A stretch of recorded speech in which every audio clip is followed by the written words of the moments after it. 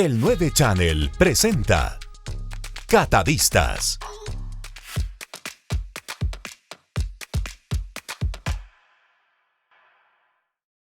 Arrancamos un nuevo encuentro aquí en el 9 Channel de Catadistas. ¿Qué tal, Gaby, Rodrigo? Hoy es una noche glamurosa, una noche llena de burbujas. La noche del espumoso. ¿Qué tal, Gaby, Robert? Qué gusto, amigos. Gracias por acompañarnos en esta aventura llamada Catadistas. Gaby, ¿qué nos cuentas hoy? Hola, Roy, ¿cómo están? Bueno, feliz de estar en este programa, igual llena de glamour el día de hoy por esta noche de burbujas. Estoy súper emocionada porque es uno de mis temas favoritos, amo este estilo de vino. Y hoy día les voy a contar una anécdota que me pasó el día viernes. Estaba abriendo la botella en el wine bar donde yo trabajo y me vino una botella que ya venía, no sé, del transporte bien mecida. Y cuando le muevo el corcho, fue enseguida, salió una ducha de espuma que no les puedo explicar. Entonces, claro, automáticamente logré taparle. Primero me da full pena el desperdicio, ¿no? Porque dices, chuticas, se me fue la mitad de la botella. Que Pero eso no claro, suceda son ganas. nunca. Nunca me pasa. Y me pasó y con clientes, quería llorar. Pero bueno, el tema es que es importantísimo en el tema del servicio que cuando estas cosas pasan a entender. Porque es un accidente y le puede pasar a cualquiera, más aún cuando se trata de abrir una botella de espumante. Sí, es impresionante por toda la presión que tiene, ¿no? Hay 25 atmósferas de presión dentro de la botella, entonces imagínense lo grave que es abrir una botella de espumante y lo peligroso que puede ser. Por eso se inventaron todos estos utensilios que hay en el vestido de la botella para evitar que estas cosas sucedan, ¿no? Porque tiene un pocotón de seguridades, ¿no? Tiene hasta el alambrito y tiene un montón de cosas ahí encima. ¿A esos vestidos te refieres? Exactamente, exactamente. Y también el grosor de la botella. No sé si se han dado cuenta, las botellas espumantes son mucho más gruesas que las botellas de vino blanco, de vino tinto. Y es justamente botellas que ayudan a evitar que exploten, ¿no? Entonces, y así empezó, con full accidentes y con muchas botellas que se explotaron durante la producción con Don Periñón. Él llegaba a su cava y veía botellas rotas que se habían explotado. Y él decía, Dios mío, ¿cómo puedo yo controlar esto? Y él en vez de controlarlo probaba y decía, no está mal. Entonces, ¿qué es lo que pasa? En las botellas, cuando tú tienes bastante presión, él fue el que creó el corcho para evitar que explote y el alambre para que el corcho no salga volando, ¿sí? Entonces, hasta en las cavas, cuando tú vas a las bodegas donde hay producción de espumante, aíslan a las personas del sector de espumantes porque tienen miedo de que en cualquier momento explote una botella y le llegue el corcho en la cabeza a un cliente, ¿no? Entonces es peligroso la producción de este famoso vino. Pero es un vino de celebración, es un vino de... Pero digamos, producir espumantes viene siendo profesión de riesgo. Exactamente. Eso es para...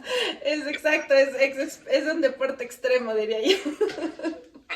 Oye, pero el espumante tiene un genérico que se llama champán, es decir, le decimos champán a cuanto vino espumante existe y esta es como una categoría, como tinto, blanco, champán. Pero eso no es así. No, es, es vino blanco. El vino blanco es un vino tranquilo, ¿sí? El vino espumoso y es un vino con algunas cosas que están sucediendo. Hay dos maneras de producir espumante, ¿sí? Podemos producir en un tanque, que ese es el método Charmat, que se llama, que es presión en tanque, pero igual es un proceso de fermentación natural. Y de ahí tenemos la fermentación en botella. Adivinen quién creó este método tradicional. ¿Alguna idea? La famosa viuda de Clicquot, ¿sí? Entonces, y fue la primera mujer en poner una etiqueta al vino. Fue quien perfeccionó el método tradicional champenois, que ¿qué significa? Una vez que nosotros tenemos ya el fermento del jugo de la uva a vino blanco, lo embotellamos y hacemos que pase una segunda fermentación en la botella. Y ella es la creadora de unos racks, que son como unos aparatos donde apoyan las botellas. ¿Y saben qué hacen? Les dan una vuelta y les dan un golpe. Les dan una botella y les dan un golpe. Hasta que la botella queda así. ¿Ok? En este proceso y esta segunda fermentación, vamos a tener aquí un montón de residuos de la levadura y el azúcar que se agrega para que esta segunda fermentación pase. Y eso es lo que hace que haya presión.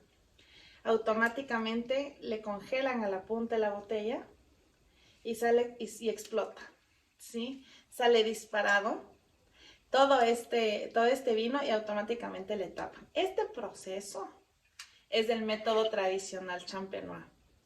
Ahora, ¿en dónde está la magia y por qué son vinos más caros? Pues porque a veces tienen esas botellas 16 meses, 18 meses, ¿sí? Y de ahí va a pasar todo el tema del precio, ¿no? Los vinos más caros del mundo muy probablemente también provienen de champán, por esta razón.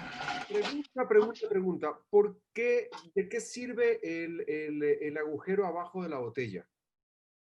El agujero abajo de la botella, bueno, en los espumantes no se los ve mucho, pero dicen que mientras más hondo es, de mejor calidad es el vino. He oído eso, justamente por eso hacía la pregunta, porque dicen, mientras más profundo es el vino es más fino y todo lo demás. Entonces yo... Bueno, lo que pasa es que el vino es un alimento y está vivo, ¿sí? Tiene un montón de bitartratos de potasio, que es eso. No se asusten, son los sedimentos, ¿sí? Son los sedimentos que se van produciendo con la guarda del vino. Ese hueco que tú comentas, por ejemplo, aquí les voy a mostrar un hueco bastante hondo, ¿sí le ven? Sí, sí.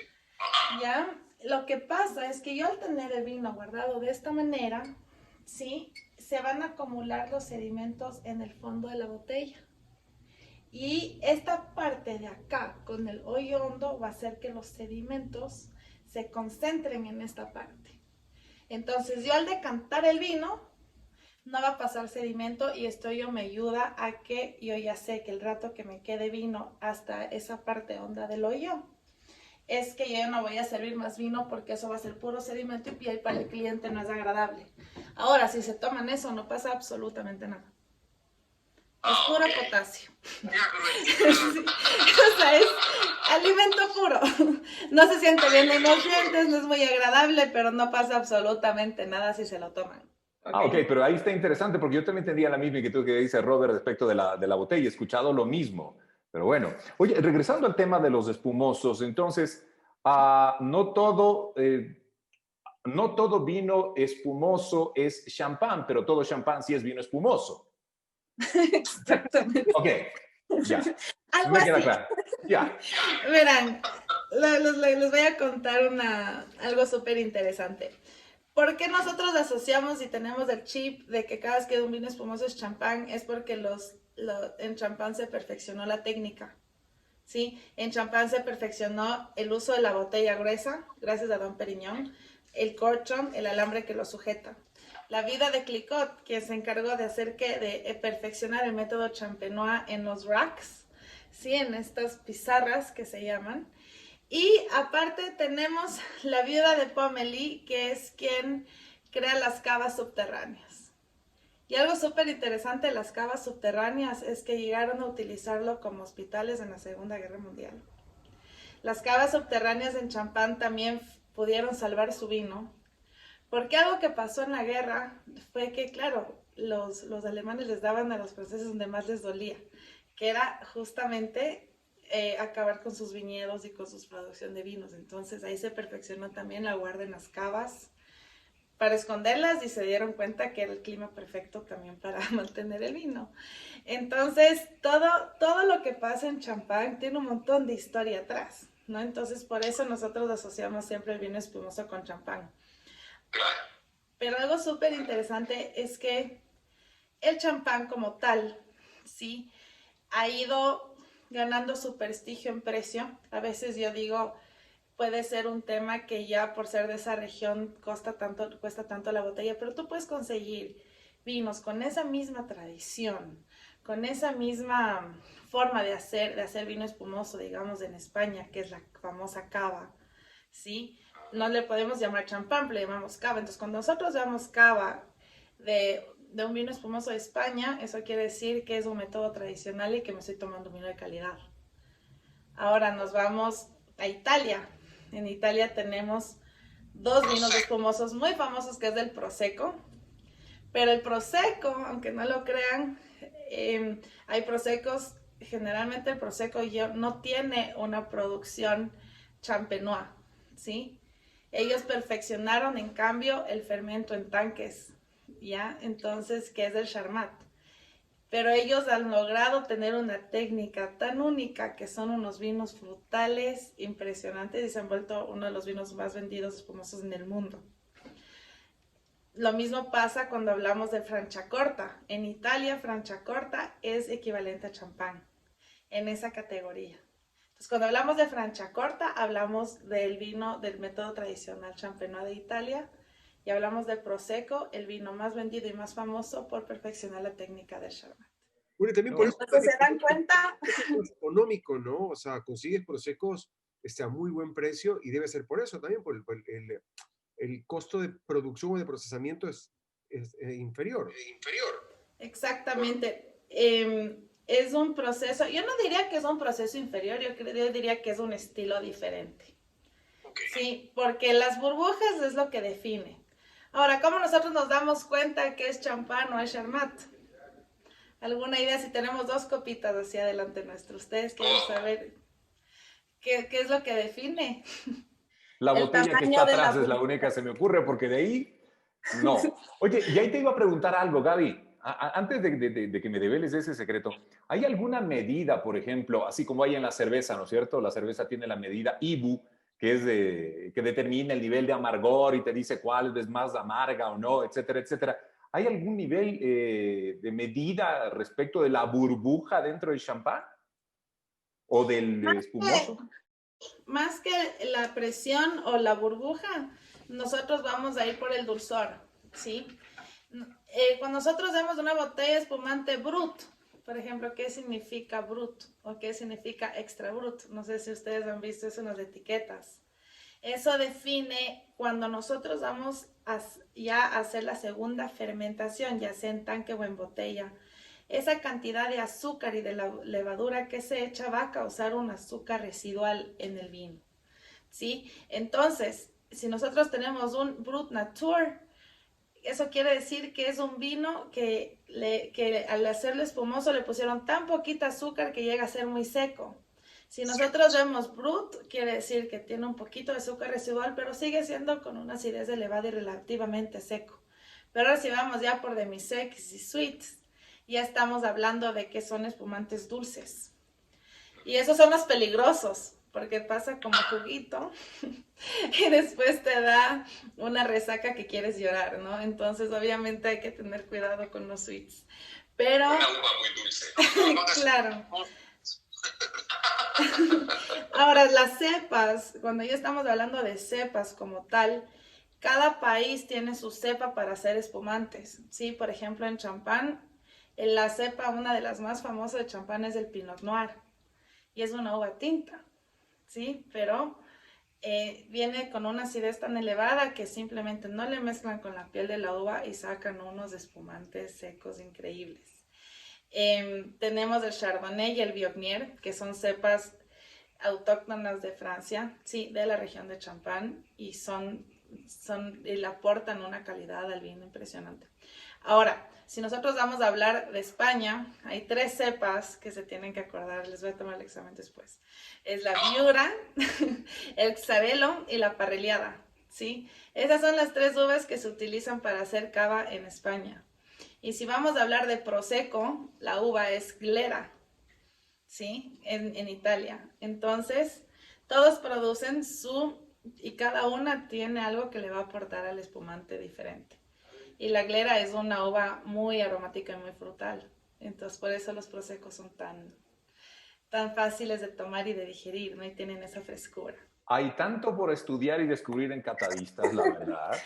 Oye, Gaby, perdona, regresando al planteamiento que nos hacía, ¿cómo distinguir, cómo diferenciar ahora sí, si la tengo las 2 copitas adelante, ¿no? Lo que es un cava y lo que era un champán, era el planteamiento tuyo? ¿Sí? Si era un método tradicional o un método en tanque, ¿cómo identificar? El tamaño de la burbuja. Mientras más chiquita es la burbuja, de mejor calidad es el espumante. Entonces, les voy a contar una anécdota. Tenía un amigo que él era muy buen vendedor de espumante, pero él no sabía mucho de vinos. Y un día me intentó vender vino y me dijo, sí, es que la burbuja es gigante, no sabes, y te va a encantar. Entonces, cuando tú cuentas, cuando cuentan esta anécdota me río porque, claro, uno puede asociar que mientras más grande la burbuja seguramente es mejor. Mientras más grande es la burbuja, más se aleja de la realidad de un método natural de fermentación. Entonces, lo que pasa es, cuando tenemos una burbuja muy, muy grande, le inyectaron gas. Y ahí ya tenemos los vinos comerciales o sea, ni siquiera vinos, sino esos ya son, digamos, lo más bajo de calidad que tú puedes tomar, ¿sí? Y es lo más dulce que también se vende. Entonces, si te quieres alejar de tomarte algo que probablemente no va a ser muy bueno para tu salud, tienes que irte por denominaciones como Prosecco, Cava, champán, porque sabes que estás tomando algo de calidad, ¿sí? Wow, increíble. No, y de eso, te digo, el otro día conversábamos con la Gaby fuera del programa. Dice, a mí el cava, te confesaba, a mí el cava me parece una cosa maravillosa. Me parece, lo encuentro muy interesante. Lo encuentro muy interesante el cava. Sí, uy, y a mí el cava me encanta también. La región de Pénedes y de Andalucía tiene unos suelos súper minerales, súper calizos. Y eso también le aporta una mineralidad y frescura importante al vino. Acuérdense que siempre el suelo es lo que le va a dar le caracteriza ese vino por donde viene, ¿no? El Prosecco también tiene una salinidad y tiene una parte interesante por todas las corrientes del mar, ¿no? Mediterráneo. Entonces todo esto va a ir afectando cómo nosotros vamos a ir disfrutando cada una de las botellas y cada región es única por eso, ¿no? Oye, y ahora, pero la pregunta del millón, ¿y la copa del vino espumante, por qué lleva esa forma distinta a la del tinto del que hemos hablado mucho en los programas anteriores? Bueno, acuérdense que la burbuja es algo súper importante a considerar. Entonces ahorita, ¿por qué no me abro la botella? Me pongo un poquito y les voy indicando cómo vamos a catar. ¿Les parece? Formidable. Un tip importante que les voy a dar, y ahora las botellas de espumante vienen ya con esta cosita que le jalas, entonces es mucho más fácil romperla. No necesitas un descorchador para abrir una botella de espumante hoy en día, ¿sí? Y tenemos el alambre, adivinen cuántas vueltas se da para abrir digamos, el alambrito.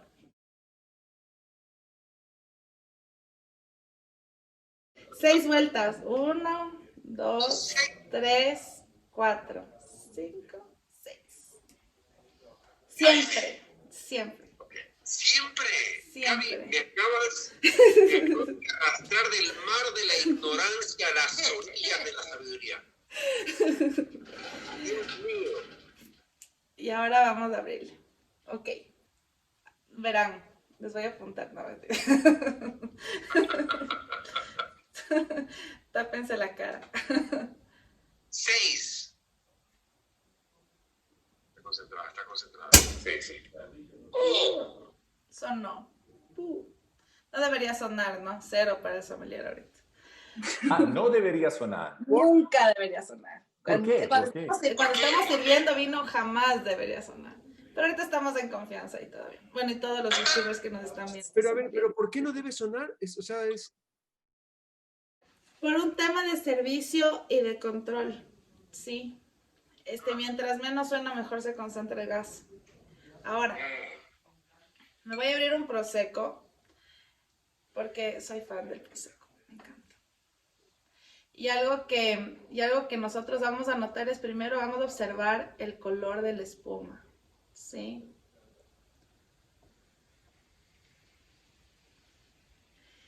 El color de la espuma nos va a indicar la juventud de ese vino. Entonces, Entonces, mientras más blanca es, más joven es. ¿Sí? Otra notita interesante.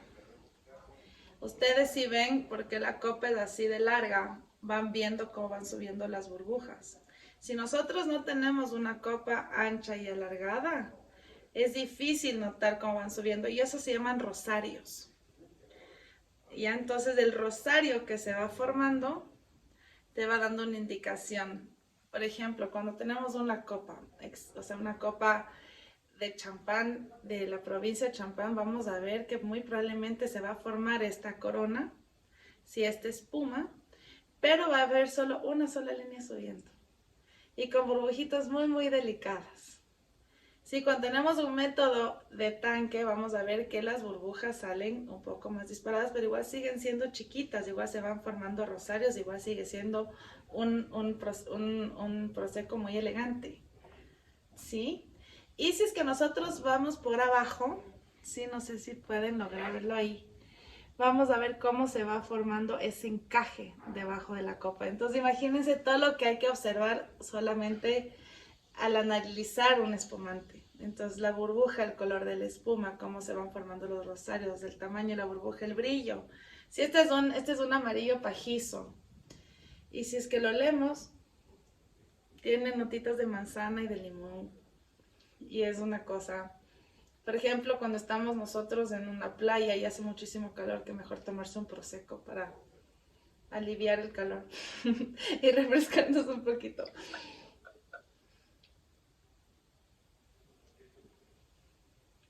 Y cuando analizamos, cuando tomamos, es cómo van chocando las burbujas en el paladar, cómo se va ampliando y el peso que tiene también ese espumante, ¿no? A veces el de los métodos tradicionales, al tener una segunda fermentación en botella, tiene notas de pan tostado, de mantequilla, de crema, hasta crème brûlée. O sea, ¡Qué sí, locura! sí. O sea, hay notas que tú llegas a sentir en los espumantes que no sientes en los vinos tradicionales tranquilos, ¿no? Y hay un vino en Portugal que a mí me parece súper interesante, que no sé si han escuchado del vino verde. El vino verde tiene un poquito de espuma. Sí, eso se llama aguja. Cuando no llega a ser espumante, pero tiene ese burbujeo que se siente en boca.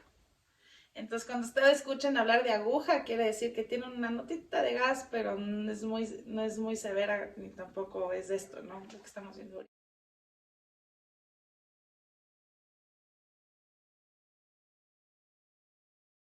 Es parte del proceso, es parte del proceso. Bien. Oye, me gustó el color, cómo va formándose inclusive la burbuja, la espuma que se forma en un primer momento. El rato de servir, en este caso el espumoso, lo ideal es que se haga la espuma, ¿cierto? O sea, que esté presente la espuma. Claro, si no hay espuma, estamos hablando de que no nos va a aportar nada interesante. Tiene que haber espuma. Obviamente también hay que ver, porque cuando a veces, si hay demasiada espuma y no se forma vino, también puede haber habido un error de producción, ¿no? Pero la espuma que vieron ahorita es lo normal. Es lo que se tiene que ver. Golpeando un poco el vino en favor de que se genere la burbuja, no tratando de evitar que se genere. Claro, exacto. Y si yo le sigo poniendo, por ejemplo, otra cosa, uno ve la calidad del espumante mientras seguimos viendo burbujas, ¿sí? Nunca se van. Si es que se van, no es de tan buena calidad. Siempre tiene que haber burbujas todo el tiempo mientras estamos probando un espumante. Y eso es por pura presión. Imagínense que esto se da, las burbujas se dan por presión, no hay nada más, no se agrega gas, nada. Entonces es un momento natural, es un proceso natural para disfrutar un momento especial y por eso son momentos de celebración porque fue un accidente bien logrado por Don Periñón, ¿no? Qué buena esa descripción. Oye, Gaby, ¿y hasta qué altura debe llegar el servirlo? ¿A dónde está en este momento? ¿A dónde está en este momento? Si nosotros le servimos Que más, sea generoso, ¿no? claro. Ahora hay unas nuevas copas, ¿sí? Ya. De espumante que parecen copas de vino blanco que tienen esta forma, pero aquí ya se abren. Y la razón por la cual están ahora utilizando esas nuevas copas es porque quieren que se sienta más la fruta, pero que se siga apreciando las burbujas. Pero para mí, yo prefiero yo soy más clásica, me gustan las flautas porque puedo ver los rosarios como van subiendo, ¿no? Y eso para mí es lo más agradable. Y si bien es cierto... Ya depende de gustos. Claro. Y Gaby, y si bien es cierto, hoy no vamos a hacer el maridaje, no es la idea, en otro capítulo haremos maridaje directamente con un espumoso, pero ¿con qué podría jugar muy bien, por ejemplo, un espumoso con el que acabas de degustar? Con todo. Con todo. El espumante es el mejor acompañante de comida que pueda haber. Va bien con carnes, va bien con pollo, va bien con salchichas, va bien con pescados, va bien con ceviche. Realmente el espumoso es el mejor acompañante. Si hay alguien que solo le gusta el rosado, solo le gusta el vino y solo le gusta el blanco y va a haber una pelea, ¿por qué se pídense un espumante y no se van a equivocar nunca? Entonces es un vino que acompaña, y ya vamos a hablar de los famosos maridajes de espumante que les puede volver locos después, porque es algo increíble. O sea, el espumante logra hacer que tengamos sensaciones con maridaje y en texturas, y eso es... ¡Qué Oiga, espectáculo! me encantaría seguir hablando del tema, pero se nos ha acabado ya el tiempo. Gaby, qué cosa tan extraordinaria. Yo sigo aprendiendo en cada Por programa. dos. Es extremadamente divertido, y a la gente que nos va siguiendo y se va sumando a nuestra comunidad, gracias por hacerlo en nuestra cuenta en Instagram, en nuestro Facebook Live, en el YouTube. Muchísimas gracias por seguirlo haciendo y seguir aumentando todo este grupo de personas que nos gusta el disfrute, que nos gusta aprender a poder apreciar de una manera mucho más técnica, mucho más cuidadosa de lo rico que se produce en el mundo entero, ¿no? Y con el placer del vino, yo creo, en el corazón. Exactamente, yo creo que este programa está justamente para poder disfrutar más, poder apreciar más los vinos y los productos que nos ofrece el mundo gastronómico, ¿no? Seguro que sí. Así es que vayan haciendo agenda cada semana, los días jueves a las 20 horas. Ahí está la cita con Catadistas. Nos vamos, pero gracias a todos por habernos acompañado como siempre. Gracias a todos. Salud. Hasta el próximo jueves. El 9 Channel presentó Catadistas